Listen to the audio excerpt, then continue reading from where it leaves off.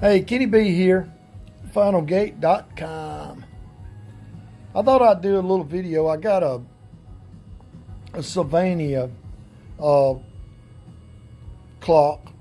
for Christmas, and I set it up yesterday, and it was so confusing that I actually set the alarm for 12 o'clock last night, and so it went off and woke me up. So I was determined today to figure out how in the crap to set this thing up, because it's kind of crazy. The instructions kind of, well, let me show you the model number to it. It's the SCR1229BT-EO. The instructions really don't tell you how to get in standby mode, and that to me, that's the key.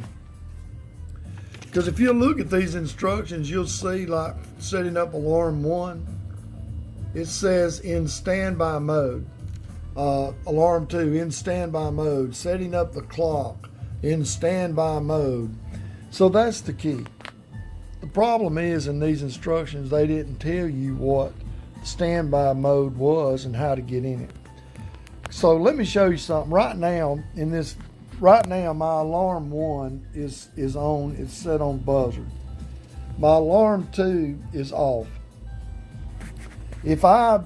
Everything else is kind of set up. If I go through my sources, I see that my radio's on and it's working. And then there's my Bluetooth, and then that's auxiliary. So right now the phone is not, this clock is not in standby mode. So if I press this volume, see this, I got alarm 1 volume minus alarm 2 volume plus. So that's my volume if I'm not in standby mode. So if I press this, I'm lowering my volume. That's what it's controlling. I'm going up. Now if I read these instructions, it says, well, press and hold that down and get into alarm. Well, that's not going to do it. If I press and hold that down, all it's going to do is lower the volume. And and now I'm just going to raise it back up. And that's what was confusing about this clock. And that's why I couldn't figure out how in the world to set it. But then I finally figured out. I actually unplugged it and plugged it back up, and I ended up in standby mode. So then all these instructions started making sense. But as soon as I clicked on that source and got out of it, I'm out of standby mode. And so I said, well, I don't want to unplug it just to get in standby mode. And I finally realized that source off switch right there, then they don't tell you, but here's the trick. Here's how I get in standby mode. You'll press that and hold it down for about 3 seconds. 2, 1003. Now, it doesn't indicate it anywhere on this clock, but I'm in standby mode, because watch what happens now when I press the volume button. I'm not in volume now, I'm in alarm. Now I'm in the alarm 1 system.